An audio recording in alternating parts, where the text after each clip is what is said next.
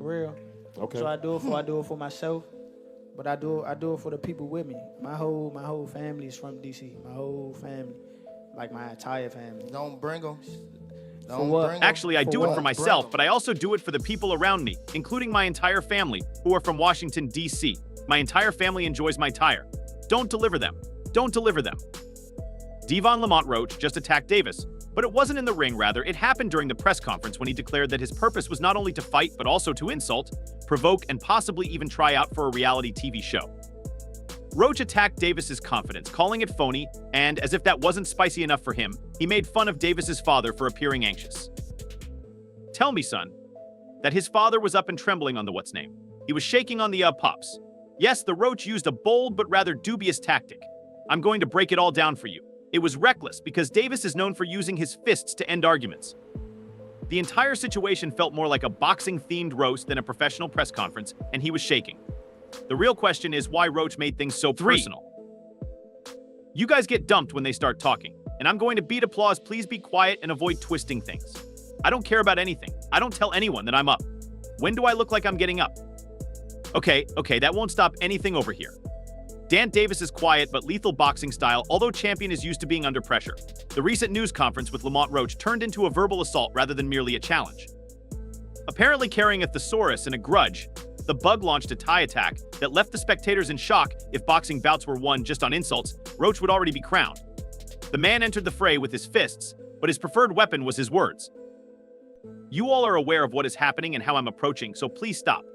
The only thing you're going to do is make things difficult for him.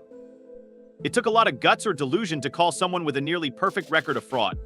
But Lamont Roach didn't hesitate to call Davis out, accusing him of something almost laughable, lying about his confidence. That's right, Roach essentially questioned the authenticity of Davis's bold move, the swagger, given that Davis is known for backing up his words or lack thereof with devastating knockouts. However, Roach wasn't done yet. He didn't just aim his jabs at Gervonta Davis, he chose to escalate the situation by bringing up his family. Roach blamed Davis's father, saying the guy appeared anxious during the news appearance. A cheap shot that works wonders. Roach might have been trying to destroy the entire support system at the time, not simply fighting Davis. It seemed as though Roach was saying, if I can't beat Davis in the ring, I'll beat him in my head. To stay in the fight, he first jabbed the like button and then hit the subscribe button. Stop. Y'all know what's going on. Y'all know how I'm coming. Y'all know how I'm coming. So stop it. Stop it. Stop it. Y'all gonna make it hard for him. That's what y'all gonna do. Y'all gonna make it hard for him. Tank Gervonta, what's going on, man? What happened? I might have to put in a little more work. What's going on? Listen, you guys say there are a lot of people in here in Washington, D.C., which is awesome. Everyone wondered if Davis would bite or rise to the bait. Surprisingly, Davis remained stoic, letting Roach perform his one-man show without yelling back, storming out, or even blinking. He exuded the quiet confidence that speaks louder than words, and if Roach was looking for a reaction, he got one, but it came from the crowd, whose reactions fluctuated wildly between cheers and gasps. Gervonta Tank Davis, my dog. I stamped that. My nigga. What's going on, man? What happened? I mean, you gotta put in a little bit more work. Huh? What's going on? Listen, y'all say there's a lot of people in here. We in DC, right? That's cool. That's cool. You understand what I mean? According to Roach, their sparring days were in the past, when Davis might have had the advantage, but now he wants everyone to think he's the evolved fighter who's ready to dethrone a king. One of them is real dogs, like real dogs and dogs that's rolling with you.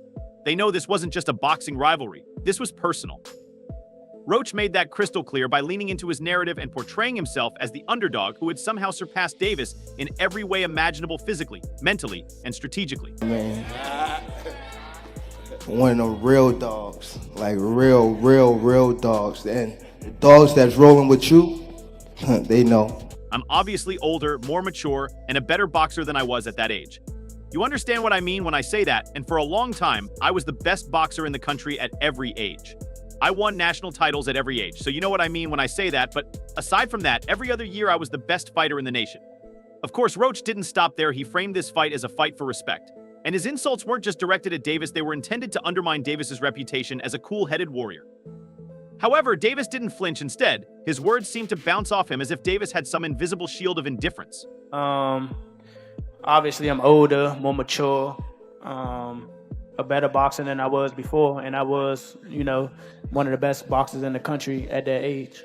You know what I'm saying? So, and for a long time, at every age, for real. I won national titles at every age. You know what I'm saying?